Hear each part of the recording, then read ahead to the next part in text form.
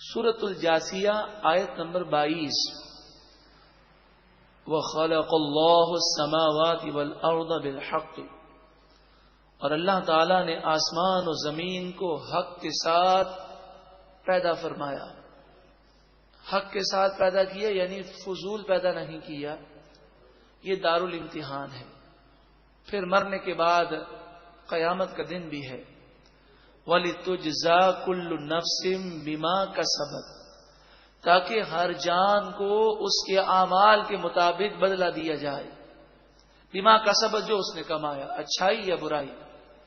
وَهُمْ لَا يُظْلَمُونَ، اور ان پر ظلم نہ کیا جائے گا.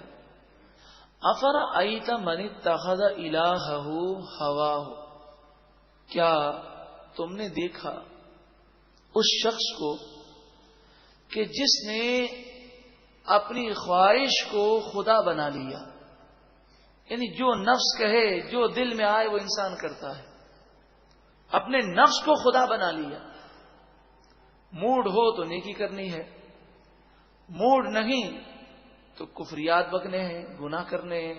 تو یہ گویا کہ اپنے موڈ پر چلتا ہے. خصوصاً مشرکین مکہ کا رد ہے کہ یہ بتوں کی پوجا کرتے تھے مگر در حقیقت وہ اپنے نفس کے پجاری تھے. ایک بت انہیں اچھا لگتا تو اس کو خدا مان لیتے، پھر پوجا کر کے دل بھر جاتا تو دوسرے بت کی پوجا شروع کر دیتے. وَأَضَلَّهُ اللَّهُ عَلَىٰ عِلْمٍ، اور اللہ تعالی نے اسے علم کے باوجود گمراہ کر دیا.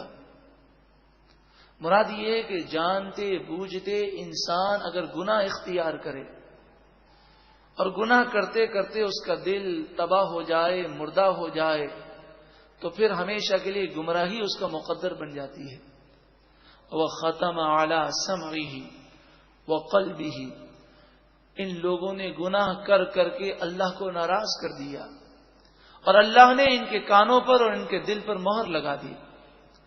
وَجَعَلَ عَلَىٰ بَصَرِهِ غِشَاوَةً، اور اللہ تعالی نے ان کی آنکھوں پر پردہ رکھ دیا. فَمَن يَهْدِيهِ مِن بَعْدِ اللَّهِ، تو بتاؤ جس سے اللہ ناراض ہو جائے تو اس کے بعد اسے کون ہدایت دے سکتا ہے؟ اے پروردگار ہمارے گناہوں کو معاف فرما، ہمیں تیری ناراضگی سے محفوظ فرما. افلا تذکرون، کیا تم نصیحت نہیں حاصل کرتے، تم سمجھتے نہیں؟ وقالوا، اور وہ بولے، ما ہی الا حیاتنا الدنیا نموت ونحیا، ہماری تو صرف زندگی دنیا ہی کی زندگی ہے، اس میں ہم مرتے ہیں جیتے ہیں. جینا مرنا عیش کرنا جو کچھ کرنا ہے وہ دنیا میں ہے. وما یہلکنا الا الدہر، اور یہ کہنا کہ جب اللہ تعالیٰ چاہتا ہے تو موت آ جاتی ہے اور موت مقرر ہے، اور یہ ساری باتیں ان کافروں نے کہا ہماری سمجھ میں نہیں آتی. وما یہلکنا الا الدہر، ہمیں تو زمانہ ہلاک کر دیتا ہے. یعنی زمانے کے اعتبار سے کبھی کوئی بیماری آ گئی، کبھی کوئی آفت آ گئی، زمانے کی وجہ سے ہم مرتے ہیں، حادثات کی وجہ سے مرتے ہیں. یہ تھوڑی ہے کہ جو وقت مقرر ہے اسی پر موت آتی ہے، ابھی مرنے کے بعد اٹھنا ہے. انہوں نے اللہ تبارک و تعالی کی عظمت کو نہ سمجھا. حالانکہ انسان بند قلعوں میں بھی ہو اور موت کا وقت آئے تو اسے کوئی موت سے بچا نہیں سکتا. اور انسان میدان جنگ میں ہو، چاروں طرف سے گولیاں چل رہی ہوں، لیکن اگر اس کے نصیب میں موت نہیں، اس کا وقت مقرر نہیں، تو اسے موت آ نہیں سکتی. اللہ تبارک و تعالی حضرت علامہ مولانا شاہ احمد نورانی علیہ رحمہ پر، آپ کی قبر انور پر کروڑوں رحمتوں کی بارش فرمائے. آپ ایک مرتبہ جشن عید میلاد النبی صلی اللہ علیہ وسلم کی جلسے سے خطاب کر رہے تھے. جب صلاۃ و سلام کے لیے کھڑے ہوئے تو گولیاں چلنی شروع ہوئی اور آپ کو نشانہ بنا کر اسٹریٹ فائر کیے گئے.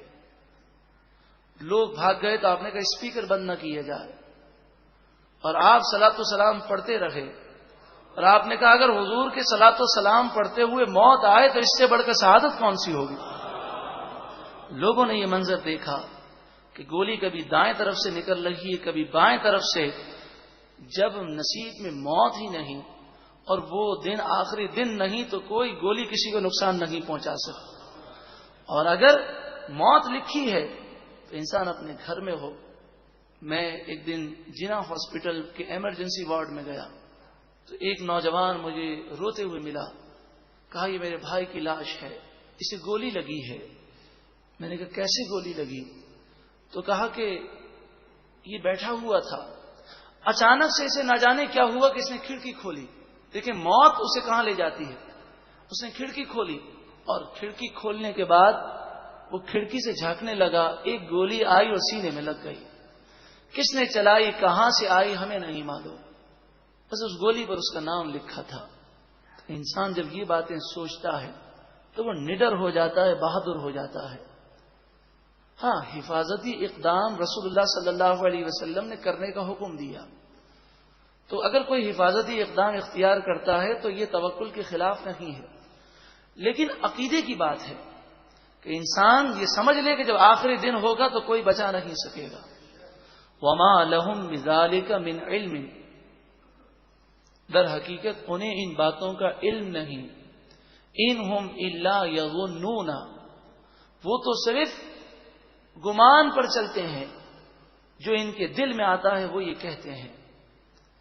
وَإِذَا تُتْلَى عَلَيْهِمْ آيَاتُنَا بَيِّنَاتٍ، اور جب ان پر روشن آیتیں پڑھی جاتی ہیں، ما کان حجتہم الا ان قالوا، تو ان کے پاس کوئی دلیل نہیں ہوتی، صرف وہ یہ بات کہتے ہیں ائتوا بآبائنا، ہمارے باپ داداؤں کو قبروں سے واپس لے کر آؤ اور یہ آ کر ہمیں بتائیں کہ چونکہ ہم نے گناہ کیے تھے اس لیے عذاب قبر ہمیں ہوا، یہ آ کر بتائیں تو ہم ایمان لائیں گے۔ ان کنتم صادقین، اگر تم سچے ہو تو یہ کر کے دکھاؤ۔ تو دنیا جو ہے یہ دارالامتحان بھی ہے اور اس میں کئی معاملات غیب ہیں، بن دیکھے ایمان لانا ہے۔ اسی لیے تو فرمائے گا جب ملک الموت آ جائیں گے اس وقت کسی کا ایمان قبول نہیں ہوگا، کیونکہ اب تو سارے معاملات اس نے دیکھ لیے۔ اسی لیے تو قیامت کے دن ایمان قبول نہیں ہوگا کہ جو کہا گیا تھا وہ اس نے دیکھ لیا۔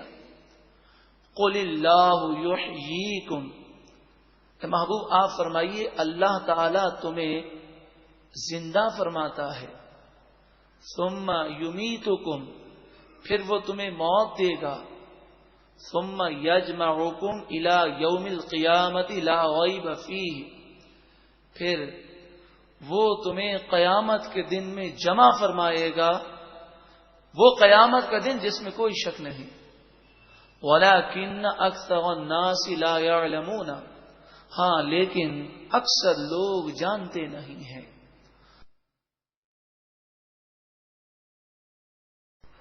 سورۃ الجاثیہ آیت نمبر 22۔